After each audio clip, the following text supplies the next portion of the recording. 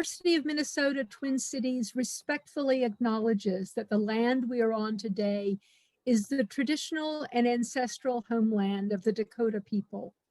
The University of Minnesota is founded as a land grant institution, and we recognize that our founding came at a dire cost to the Dakota people.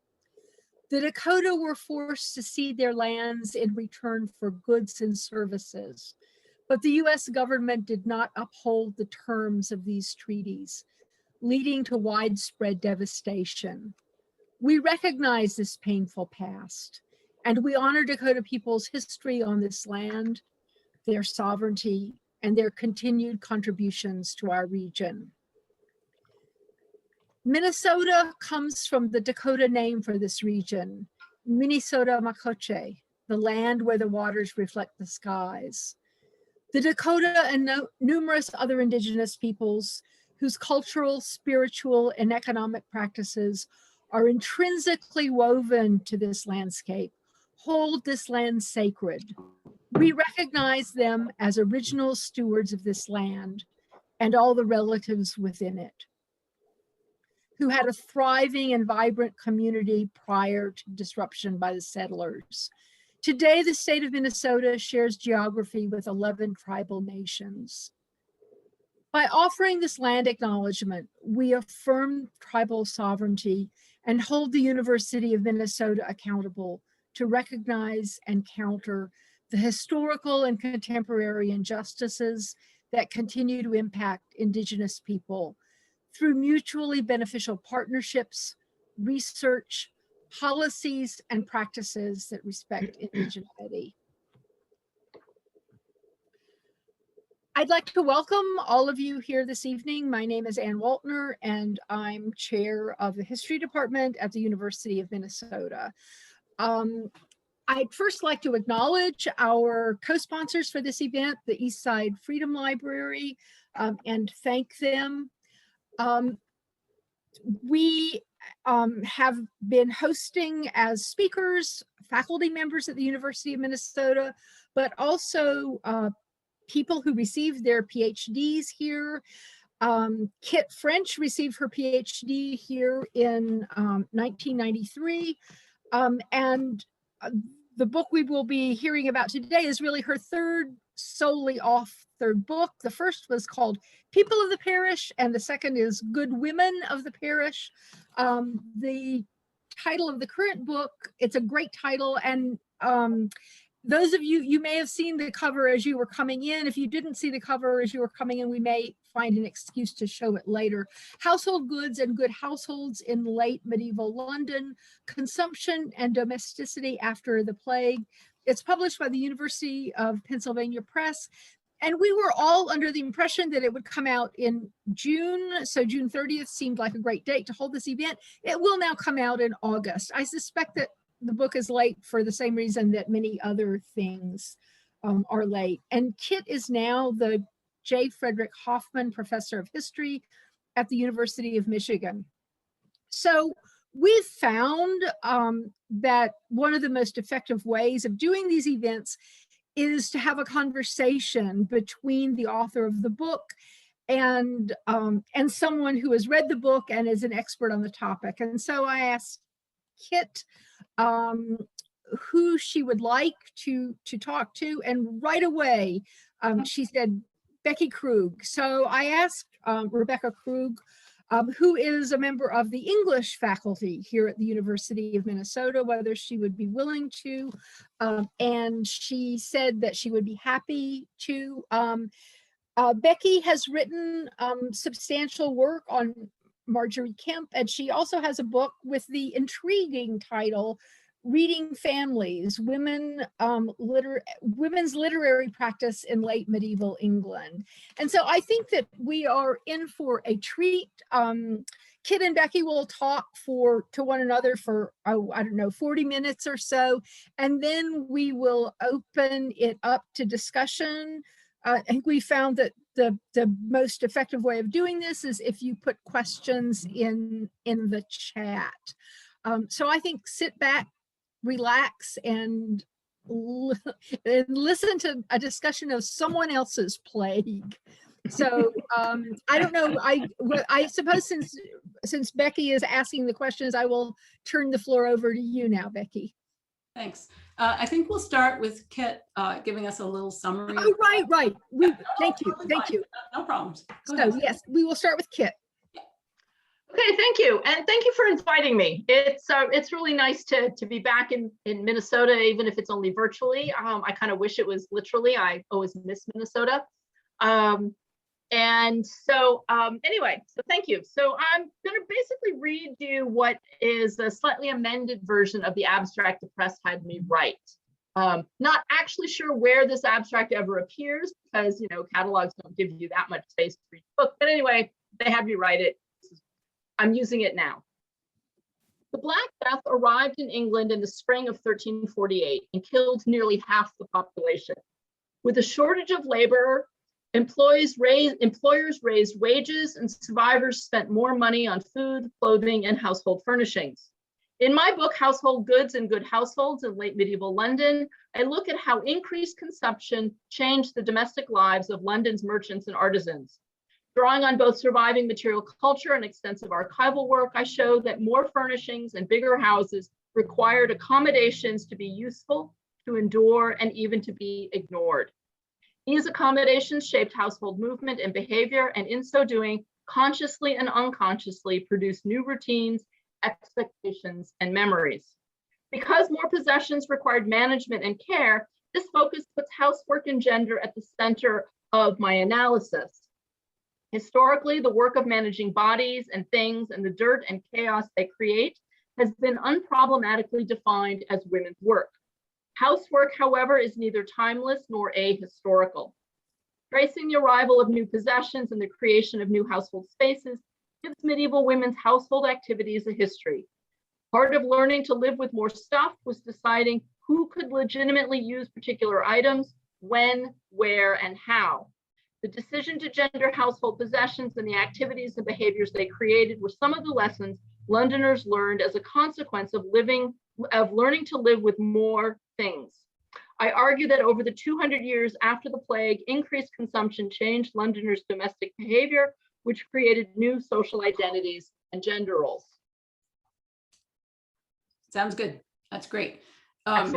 Excellent. So I want everyone to know I read the book, and I actually read it very carefully. It's an excellent book. It's really exciting. Those of you who are historians are going to love all the evidence. Those of you who aren't historians or who pretend to be historians, like I do occasionally, are going to love the conclusions and the kind of focus on specific objects and specific rooms and specific ideas about houses. And it's just a really incredible kind of discussion of these practices. So I'm going to start. Go ahead. Do you want to say something? I was going to say, and it has, one of the chapters is entitled Interior Decorating After the Plague. So really, how can you not love that? It's great. So I've got 10 questions that I'd like to bring up very quickly with Kit that'll give you as the audience a sense of what's in the book, but also connections to the present, to kind of open up the conversation, because it's interestingly tied to all kinds of things that many of us right now are interested in, not just the pandemic. Those of you who are obsessed with your belongings, who've been cleaning your houses out, who think about moving, these are all things that as you read Kit's book, you're going to think about things that you are interested in right now. So question number one, your previous books were about medieval parish life. And I wonder if you could describe the connection between this book and the previous books. How did you end up deciding to write about objects? So part of it was that I had written 2 books about parishes, and I was frankly a little tired of parishes. And I kind of knew what the next book should be, but I didn't think that I should be the one to write it. And so I gave that topic to a graduate student that I ran across. I was not actually at Michigan when that happened. And so I thought, and I also wanted to work in London. I had done 2 books that required me to work in the country, and it was lonely. So I wanted a London project. At the same time, I had just bought a 200-year-old farmhouse in the Hudson Valley, and I was renovating it myself. And I kept finding all this evidence about how people had lived in this house really differently than I had. And so I got curious about how did Londoners live in their houses. And so a modest question of what was it like to live in a medieval house became a much larger question when I moved to Michigan. which allowed me to think about, the consequences of consumption in the plague. That's great. A lot of the book is about physical objects, but it's also about what the objects mean and what households are. And I wonder if you could talk about what a good household is. That's part of the title. What takes place in these good households, and how did that change at the time of the plague, right? What was good before, what was good after? So a good household, at a certain level, is defined by the city governance. And so a good household is a heterosexual, male-headed household. There's a workshop, he's a citizen, he's a member of a company, and he's industrious. He's pious, he goes to church, he gives money to charity, his wife behaves herself, his apprentices behave themselves. They have children. Children are obedient, they go off to become apprentices or good wives. That's sort of the ideal of what is a good household. So there's very much it's understood as the foundation of good city governance. You need good households, you need houses that are well regulated. And so households that are headed by women, or are boarding houses, or are not as industrious, are not understood, by the city as being quite as good. So at a certain level, I'm pitching this as an ideal and thinking about how the ideal of a good household plays with, reality. Right. That's great. That's great. Thanks. You started to answer this one, but I'll ask it again because I'm really interested. Who lived in these households? How long did children stay with their families? Were these extended families, grandparents, for example, and did these households have servants? Did they have pets? The most important question. Yes. Since for those of you who have not heard, I have a new puppy who arrived on Friday, so I'm a little pet obsessed right now. So I actually am very conscious about using the term household versus family, because the household includes, ideally, again, the married couple, any children. But it may be like one of them is a second wife or the third wife, and so there may be stepchildren. There's all kinds of blended families, and you can be a blended family and be a good household. That's not the issue. So there would be, but it's typically a two-generational household. There aren't grandparents usually. So you would have the husband and the wife. Ideally, there would be children. There would be apprentices. I'm looking at merchants and artisans. I'm not looking, sort of beyond that. And so workshop, artisans, a warehouse would be, so having an apprentice, having employees, journeymen. These would be young men who have finished their apprenticeship but are not able to open up a workshop yet. There would also be domestic servants. And one of the things that I'm interested in and I trace is that what I think is a changing demographic of household servants.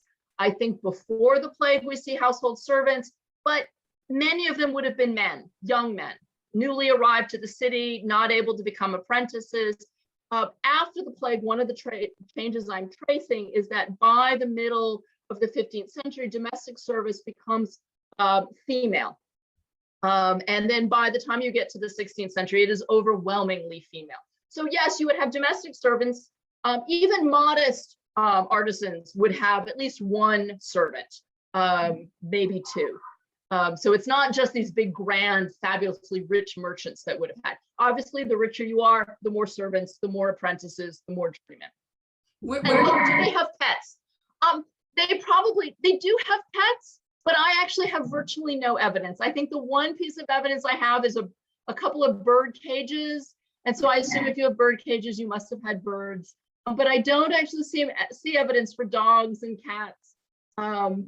But we know from elsewhere that, yeah, there are pets, but not in quite the romanticized way that we have pets. Let me say, my precious puppy is definitely a modern creation, not a medieval creation.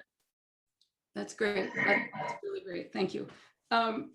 You touched on this a little. You said before the plague, mostly men, right? After the plague, more women become servants, and this sort of a segue. A lot of the book is really interested in gender, and a different book could have been all about gender, I think, right? But But the part you're really interesting about to me in gender is in terms of housework. Who does the housework? How does it work? So maybe you could talk about what housework was, who was doing it, and whether you think it was gendered or how it became gendered, if you think that's the case. So I think there is always this idea that housework is women's work. And housework, I take, it's childcare, it's healing, it's cleaning, it's provisioning. But in reality, elite households are overwhelmingly male populated. There are very few women in elite households, and the domestic servants in elite households are male. This is an avenue to preferment. So you want to place your son in a higher household to be a domestic servant so that he can make connections. And this is about learning courtesy. This is making political connections. And in peasant households, it seems as if housework, as we might sort of understand it, is done more by women. So merchants and artisans are an interesting population because the accusation leveled at merchants and artisans is that they are very aspirational. They're always imitating their betters, and this is a criticism. So if they're imitating their betters, then housework is going to be something that men do. But all of the prescriptive literature says this is something that women do. So that's actually one of the puzzles I'm trying to work out. I think that we can look to the breakdown of various paths of housework and see that that changes over time. And we can sort of break down housework into supervisory tasks and actual menial tasks. And that is not a constant. You know, sometimes breastfeeding is something that, you know, we really elevate as, oh, a mother's highest calling. But in many communities, you farm it out to a wet nurse because the woman has like way too many important things to be doing than breastfeeding a child. Or it's a beauty thing, or, you know, there's all kinds of reasons you might want to, you know, have a wet nurse. So what we value in housework and what we, you know, farm out to somebody else really varies by wealth, by time. And one of the things I was interested in is how do we give this housekeeping a history? And this is part of a larger project that a medievalist named Judith Bennett has set us about how do we historicize patriarchy. And so what I saw in looking at inheritance patterns of objects, and I traced inheritance of individual objects over 200 years through about 3,000 wills. And I saw there was a change in the gendering of objects. Not all objects associated with housekeeping go from being 50-50 male, female gifts to being overwhelmingly given to women. But not all objects were gendered in that way. So a medieval household needs to be cleaned, the fire needs to be lit, the food needs to be acquired, it needs to be cooked, the fires have to be kept going and fed. Cooking is an elaborate process if you're having a big meal. Children have to be taken care of. And so in a merchant artisan household, I think women probably always were supervising at some level. But who was actually physically doing all of that work, I think is changing. And I think in some houses, especially in the beginning, before the plague, a task in house A might have been done by men, and in B, it might have been done by women, because that just happened to be the household staff you had at that moment. But really, by the time we get to the end of the 15th century, it's overwhelmingly female. And actually, where we have much better data by the end of the 16th and 17th century, we know that domestic service is like 90% female. 90%? Yeah. Oh, wow. Oh, That's wow. those are not my statistics. That's a guy named Peter Earle. Those are his statistics. That's great. I have a different kind of question. It's about geography, and it's also about neighborhoods. Were there artisan neighborhoods? Were they clustered together? Were the artisans in one part of the city, or how did that work? So at some point in London's history, before I really get started, yes, we have places called Milk Street and Cheapside, which is a marketplace. So there are areas where there are markets that are rather specific. They're the shambles where the butchers were. By the time we actually have, you know, better evidence, by the time we get to, you know, the 14th century, we don't have really overwhelmingly artisan neighborhoods and merchant neighborhoods. There is a place called Goldsmiths Row. That's where the goldsmiths tend to be, you know, centered. We have various company halls, and you know, so they're sort of clustering around these halls. the halls are spread throughout the city. And so London at this point is, about a square mile. It's very densely populated before the plague. It's between 80 and 100,000 people before the plague. And so densely packed. And in fact, we know that, rich people with big houses are going to rent out their garrets to poor people. So rich and poor are kind of living on top of each other rather literally. So there isn't really quite the neighborhood of, in quite the way I think we were assuming. It was not the garment district and things like that. There might be clusters, but the Goldsmiths and the Mercers, two of the richest companies, are not next door to each other. So it's not like all the big rich companies are all in one area. I see.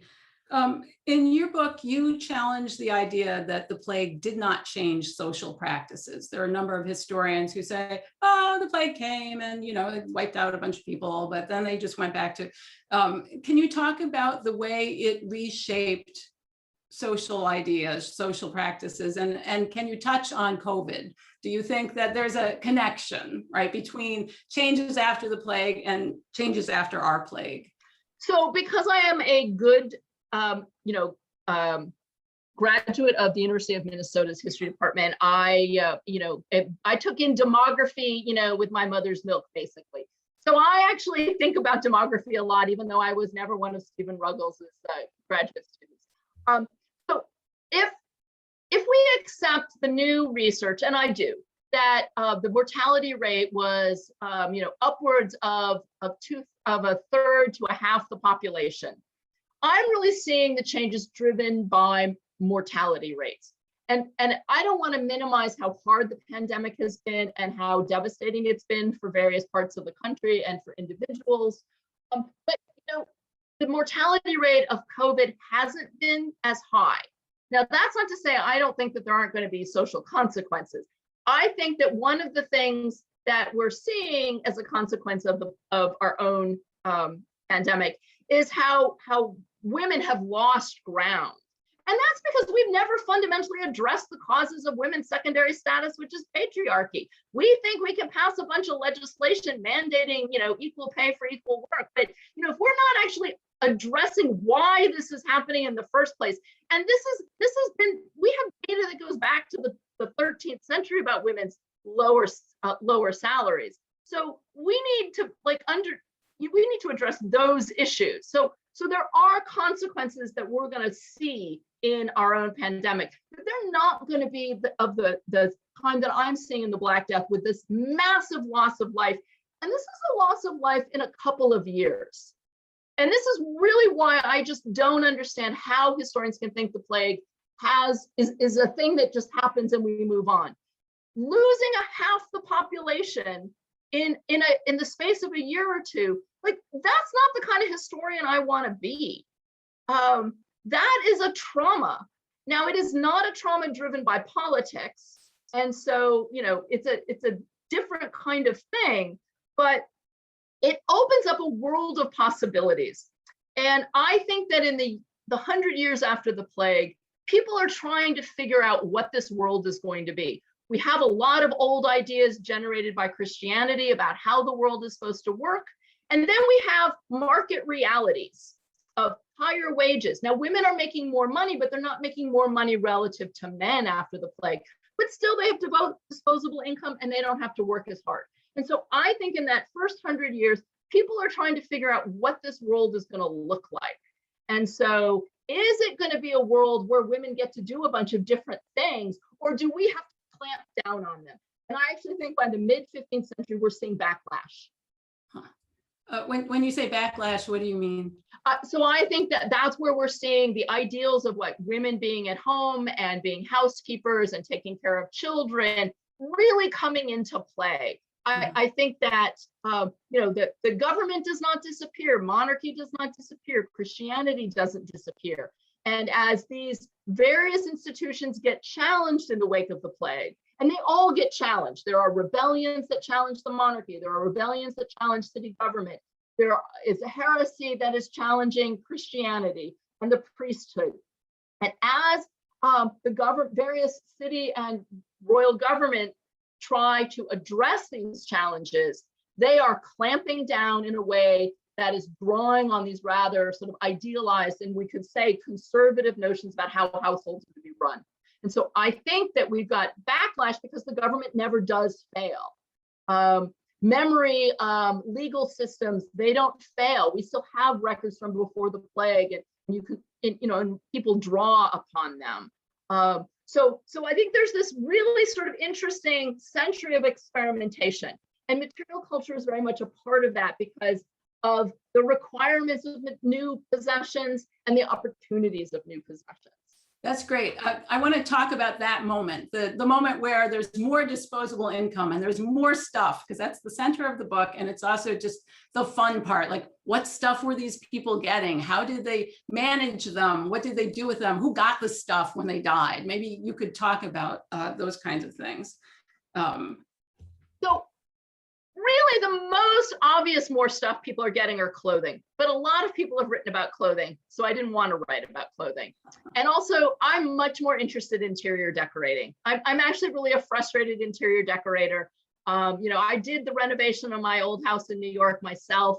I now live in Ann Arbor, and while I didn't do most of the renovation of this house, I still actually bought an old house and and watched way too much home and garden television that is good for me. So I was interested in what did people buy after clothing. They bought furniture, they bought wall hangings, they bought religious objects, they bought new pots and pans to allow them to do new and different kinds of cooking. I learned that there are spits for roasting chicken, poultry versus spits for roasting meat. Houses by the end of the 15th century have way more beef spits than they had beforehand. Many more houses have fireplace. They're eating roasted meat, which is a high status kind of food, as opposed to just boiling it for stews. There are a world of drinking cups. I think there's like 12 different kinds of drinking cups. So, drinking communally, drinking to invoke the Eucharist, having a celebratory drink to celebrate a marriage or a business deal. This is a big part, hospitality, it's a big part of London culture. I spent a lot of time thinking about drinking goblets and drinking objects. And one particular kind of drinking vessel I got really interested in is something called a mazer, M-A-Z-E-R. And they are drinking bowls, and they're made out of maple burls. And for those of you who have never done any woodworking, maple is a really hard wood. It's not soft like pine, and a burl is sort of like a knotty piece, almost like a pearl. So the grain is complicated. It goes in lots of different directions. It's extra hard. It's really hard to work, and it's beautiful. It's still prized by woodworkers today. And so these burls would be cut off of maple trees and worked on a lathe, and you end up with a bowl that's got beautiful grain, and then you put a band at the top and a foot at the bottom, and then the lathe hole, you put a boss that usually has a decoration. It could be a saint, could be flowers, and they come in, they're large, they're small, they're highly prized. And they end up being described in wills far more than other household possessions. And people even tell you like where they got it. I got it because my mother gave it to me. I got it on a shopping trip with, some person that you assume is a friend. You leave it to somebody important to you. Like, I'm leaving my mazer with the St. Margaret in the boss to my daughter, Margaret. I'm leaving the mazer that I use every day. I mean, some of these are kind of like our coffee cups. I have a coffee mug that I like to have my coffee in. And it's the same one. It has Labrador retrievers on it, unsurprisingly. And so I think some of these mazers were, that was the thing they wanted to drink out of. So those are the kinds of things. We also see in this increase in consumption that there are knockoff items. So, you have a modest carpenter, he can't afford a luxury tapestry from the Low Countries, but he can afford a painted cloth. And so that's still gonna hang in his hall. So how do people know what to buy? Like, are there lifestyle bloggers, or like, how do I know which is the cool mazer? Okay, So, we're merchants and artisans. And so we are working in houses that are fancier than us. I have you have customers that are high end. So you get to see what's in other people's houses. You go to the marketplace and you talk to somebody like, oh, you're a domestic servant and you're having to go buy something in the market and you're grumbling about your employer and, oh, maybe you singed the tapestry with the candle or the oil lamp and, and then, the person next to you commiserates. Then you learn that there are tapestries or painted cloths. Oh, I don't have to worry about tapestries. My household's not fancy enough. We only have painted cloths. They're really cheap. So I think those are the ways. I think gossip, I think visiting, I think commercial networks are how you learn what is in people's houses. That's great. There are, sermons, there are stories, so that also might be a way, but that's actually a lot harder to track. But there's not advertising or. Well, I actually assume that there probably is, but none of that ephemera really seems to survive. And then you have prayer books, which are being mass produced and imported from the Low Countries. And really deluxe ones will have beautiful illustrations in it that might tell you, what a nice house has in it. The cover of my book is actually one of these images. But my poor carpenter or my modest carpenter is not actually going to be able to afford that kind of deluxe prayer book. So I don't know how much, what the advertising, how that happens, except that we have, signs outside of shops will have, some sort of display and some sort of sign that will tell you, what's sold in the shop. So you can walk along and see, but many things are actually made to order. So you wouldn't necessarily have like a department store. I see. I see we're running out of time, so I'm going to ask my last question.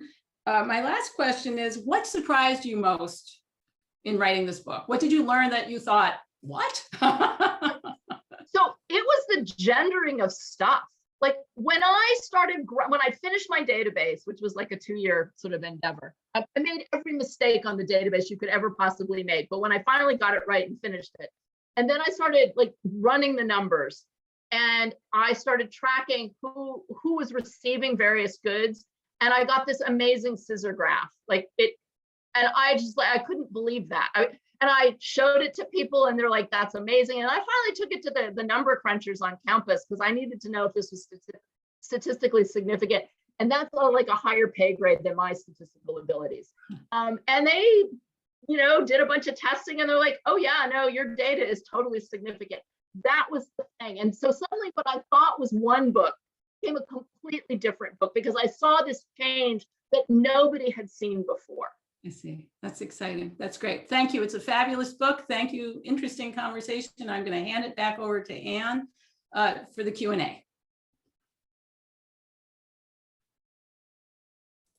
Thank you. Thank you very much. Actually, I want to take my prerogative and ask you the first question, Kit. Clayton, can you put the book cover up?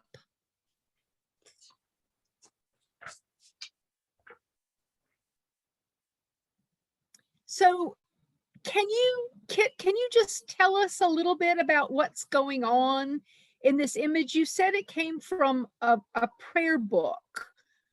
So it comes from a Low Country prayer book. The Low Country supplied a lot of goods to London.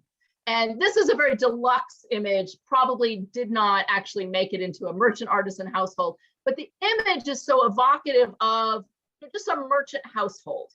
It is actually a scene from the life of Tobit in the Apocrypha. But what we see is a servant bringing a large basin to the housewife who is stirring a pot. I love it that she's reading. Actually, I have good evidence that many of my housewives were literate. I have a few wills in which the housewives say, I've bundled all of the linens for each of my five children, and I have their name on labeled it with their name. So she's stirring a pot. We've got a chimney. She's not roasting meat, so this is really sort of stew kinds of eating. But there's a nice settle or a kind of a couch kind of thing without too much cushions, where the man is sleeping under a decorative blanket. We have a nice wooden floor, so they're not living in with a dirt floor. There's the wall hanging behind them. So this is a very nice, merchant style house. This is not an aristocratic house, even if the manuscript would have been owned by a aristocrat. This is really a merchant house with a female servant. They've got a nice pewter or silver bowl that she's carrying to, maybe take some of the food away to be served. So you see that there are stools, there's a settle, there's a cushion, there's comfort, it's warm. The wife is working, but she's not working that hard. She's reading also. The servant is working. Tobit is, sleeping on the couch before dinner. So it does a number of things to show about the gender of work, but also the hierarchies. The owners, the housewife and her husband, they don't have to work quite as hard at this moment. The domestic servant is working. Thank you.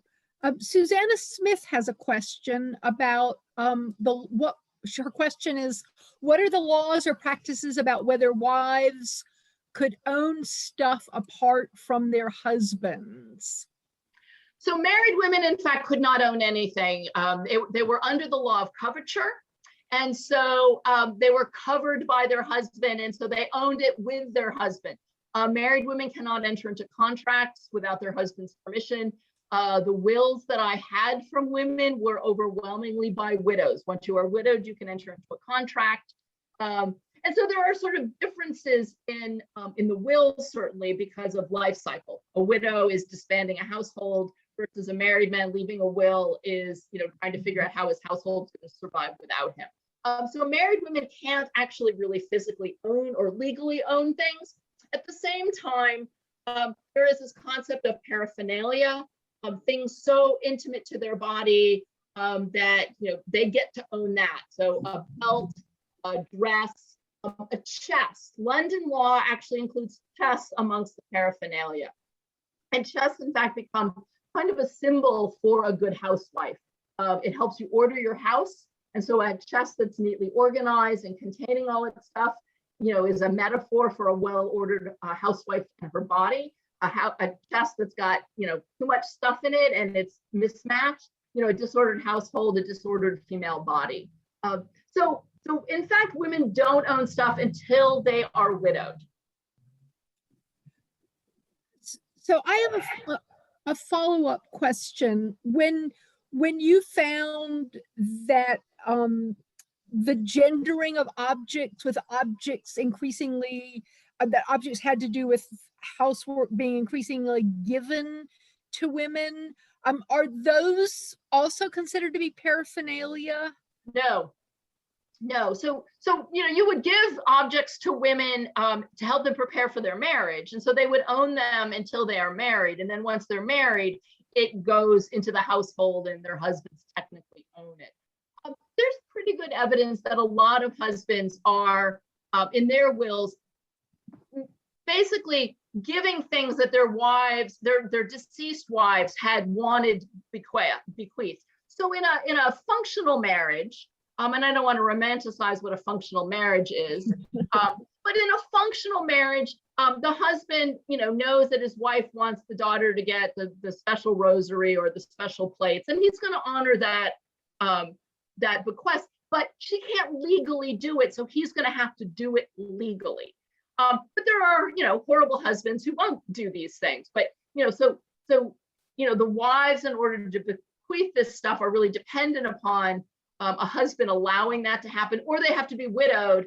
They've got, by law, whatever they brought into the marriage, plus a third of what the husband had. And then they get to dispense that more or less as they wish. I looked at movable goods, which are far less regulated by common law than property.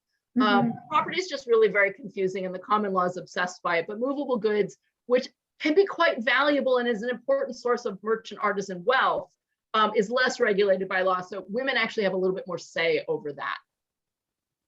Yeah, thank you. There's here a question about what percentage of households were merchants or tradespeople compared, say, to peasants? So technically, if you live in a city, you are not a peasant, but that doesn't mean you can't be poor.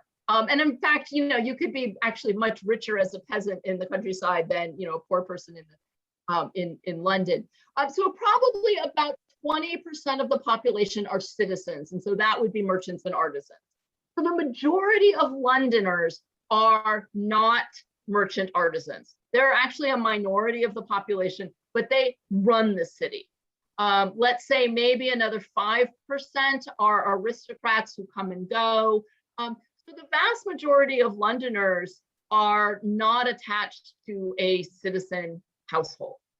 They might be apprentices who hope or journeymen who hope to gain citizenship, but not all of them are going to be able to. They won't be able to afford it. They won't finish their apprenticeship for whatever reason.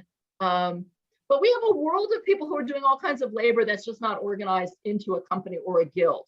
And they, they get paid wages. They're much harder to see. They don't tend to leave wills.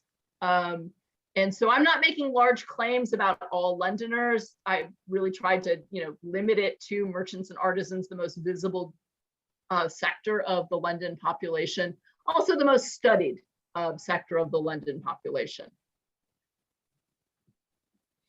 So what are the processes that somebody would go through to gain citizenship? So you can inherit it if you are the child of citizen parents. So women can pass on citizenship to their children. They can be sort of quasi-citizens. There are benefits that come with citizenship that women don't get to have because they're women, but they can certainly pass that on to their male children. You can purchase it. And you can gain citizenship by completing an apprenticeship. And then you have to sort of, find a place in the guild, pay to become a member of the guild. But that's sort of different than coming in as a grown-up and buying citizenship.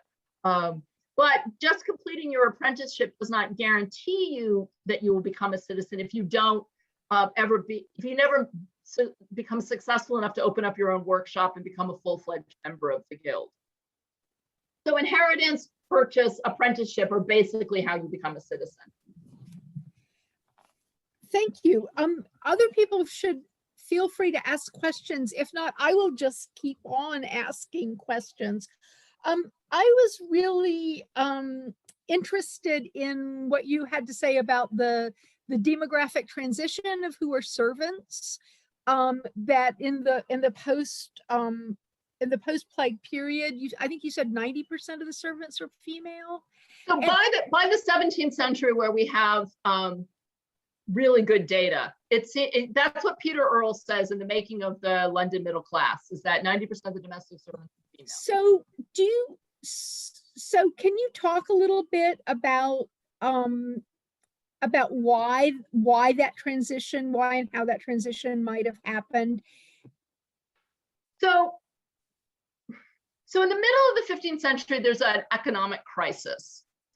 It's called a recession, but it's serious enough that we might understand it as a depression. On the other hand, there are actual technical economic definitions of depression that this doesn't meet. So one historian has called it the Great Slump. Anyway, there's a bullion shortage, there's war, there's taxes. It's a pretty serious crisis. At the same time, oddly, consumption is still going on. So you have this economic crisis, which basically moves women out of piecework. And so as companies are trying to sort of grapple with this economic crisis, they don't want women working. There are men who are unemployed, so we'll hire men, we won't hire women. And so women are sort of pushed out of the piecework world and increasingly into domestic service. So I think that's one of the things that is happening. And that may in fact be sort of the triggering of the end of this sort of century of experimentation of what is this low demographic, low population world going to look like. Population has not recovered by 1450 by any stretch. So this is not a demographic recovery and a response to demographic recovery. It's really a response to, I think, economics and a series of crises that are political and religious. And the government now has a fair amount of experience in clamping down on rebellion, big and little.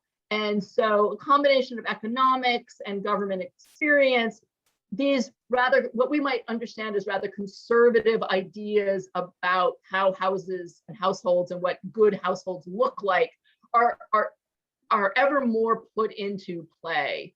And so I think it's really kind of a number of factors that are working in tandem to bring about this demographic shift. There is also perhaps increasing immigration of young women. There's a lot of debate right now about, are there more young unmarried women in cities, in English cities at this point? And so if that is in fact the case, what's low status work? Well, scrubbing hearths, taking care of babies, doing laundry. These are all really low status jobs in an urban context. And so we'll give them to the low status people, which are going to be young women. Mm-hmm. Thank you. We have a question here from Arlene Sindler.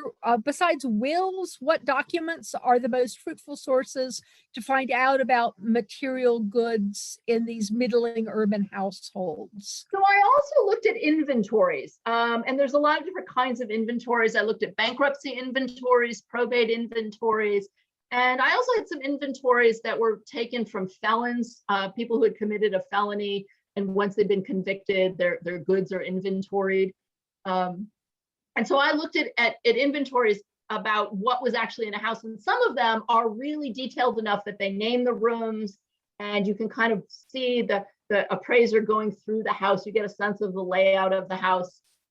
What's hard with inventories is that it's really hard to see gender. I had about 145 inventories that I worked with, but only 9 were from women. And so it's hard to sort of make any kind of real gender claims. They actually look fairly similar. And so the wills became the interesting source because bequeathing is an action, and you can sort wills by, the sex of the testator and the sex of the beneficiary. But I used inventories a lot to think about what was in houses both before and after the plague. And I looked at prescriptive literature with an eye towards how material culture was implicated in prescriptive literature. There are a couple of servants' manuals for elite houses, but they talk about chests and linens and basins and ewers. And so, I was interested in what they were saying about how you were to use these items. And if in fact, my merchants were only imitating their betters, I actually think they're not only imitating, I think they're adapting and modifying and doing something creative with what they see in a nice household or an elite household. But it gave me an idea of what a basin and ewer is supposed to be for. And so when I saw it in various parts of houses, I could then say things about what merchants and artisans were doing with them. I have a follow-up question. Did you find archaeological evidence to be useful? I did. So London archaeology is a bit of hit or miss because, the city still exists. And they don't get to decide sort of what they're going to dig up. It's really, there's a new tube extension or a parking lot going in, so you get to dig it up. And a lot of what survives in London comes from the Thames foreshore. The Thames is a tidal river. I don't know if people know that. And so at low tide, people go and, dig around in the foreshore. These are the mudlarks. And so a lot of stuff comes from the foreshore, so there's no context. It's stuff that's been thrown away. So we have objects that have been found, but we don't necessarily know about where they physically are. But actually, I went behind the scenes at the British Museum to actually hold mazers to see what would it have been like to drink out of a mazer. It's a lot harder to drink out of a mazer than a tankard. If it's a big bowl, it takes both hands. And so the drinking that happens with the mazer is a really different kind of drinking than you're doing with a goblet or with a tankard. And so that behavior that is embedded in the use of a mazer is really telling me something about what are the behavioral expectations, what's the environment, what's the context of using a mazer versus a tankard. And so when you're using your mazer, you're doing a different kind of drinking than if you're at a tavern with a tankard. You can drink a lot more alcohol with a tankard than you can with a mazer. And some of these mazers are really shallow and wide rimmed. And so if you're not drinking them out with them carefully, you're spilling the contents down the front of your shirt. And that's another set of problems. So it's, not courtesy, it's not good manners. So, the ways that you would use these objects actually tell us a lot about behavior and manners. And so I found the physical items really actually quite useful. Are there any other questions?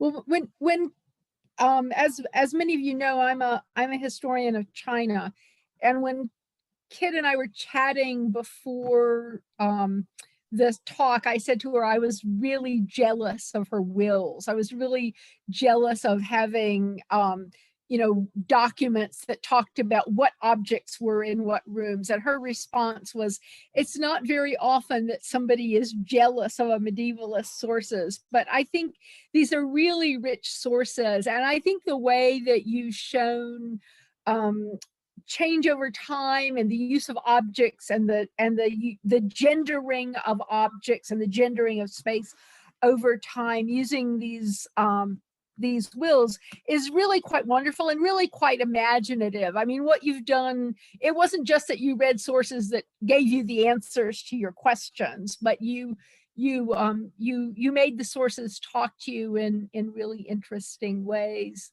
So one of the things that was really kind of fun about this is that, wills are a source that actually survive in the thousands. I had to come up with a sampling system to handle the wills. It's not like I only had about 500 and I read them all and that was it. And so, but mostly people have really dismissed wills as too bound by legal requirements to give us much information. But if you look at the movable goods, you actually see that they become a way of telling stories. And they become a place where people are moving outside of just the legal prescription. And I had about 6 wills where I had the inventory. And so I would have liked to have had more, but I had only a few. But I was able to look at how the appraisers talked about the exact same object as the testator. And there are some very profound differences in how testators talk about objects and appraisers talk about objects. And that allows me to see something about how people are trying to negotiate both effective value of things versus monetary value of things. You might in fact have some silverware that is valuable because it's silver, but the fact that it came from your beloved grandmother makes it, you have an emotional attachment to it that is far beyond whatever the material value of it's going to be. And so that's a thing that people were having to learn because they now had the luxury of having stuff. And there was this idea that, medieval people didn't have heirlooms. Heirloom is a legal category, but I mean this in sort of our conventional, old things that we value for the memory and the family history. And in fact, I found that, my households were filled with old things that people valued for their connections, and that they gave away things to maintain relationships and acknowledge relationships. And this was the thing that women did far more than men.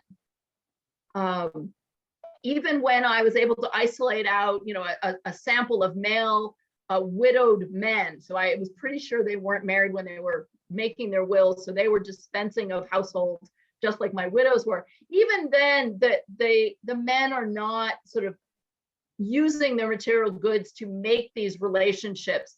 And I think that's simply because men have other ways of making relationships. They have all of the legal rights that women don't have. So women have to, sort of create and maintain and solidify relationships in other means.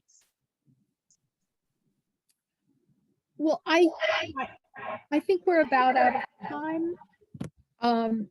And so what I'd like to do is thank you and thank Becky and thank everyone who showed up. You will be getting, I think you will all be getting a thank you message from Clayton. And there will be information on the thank you message as to how you can contribute to the Department of History at the University of Minnesota if you so wish. We will be having a a talk at the end of July. I think that's July 28th. Yes, Clayton just put the registration in the chat. It will actually be at noon rather than our normal evening time, because the speaker is Connie Benson, and she's in South Africa, and we do like to try to make things reasonably convenient for our speaker.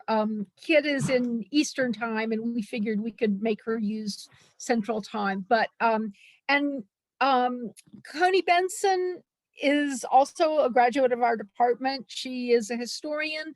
She has written a graphic history of housing, and she will be engaging in a conversation with the person who is the illustrator for the graphic history. So I think it will be really quite wonderful. And you are all invited. I think once you come to one of these talks, you're perpetually on the mailing list unless you beg us to be taken off. So anyway, I again, I would like to thank Kit and Becky for a very interesting conversation. And Becky is right. It really is a very interesting book that is both cram full of really fascinating detail if you're an objects person, and it also has really interesting and really provocative analysis about changing nature of gender relations and of the distribution of tasks within households that have been gained from the wills, but also from many decades of looking at British households, English households, and gender.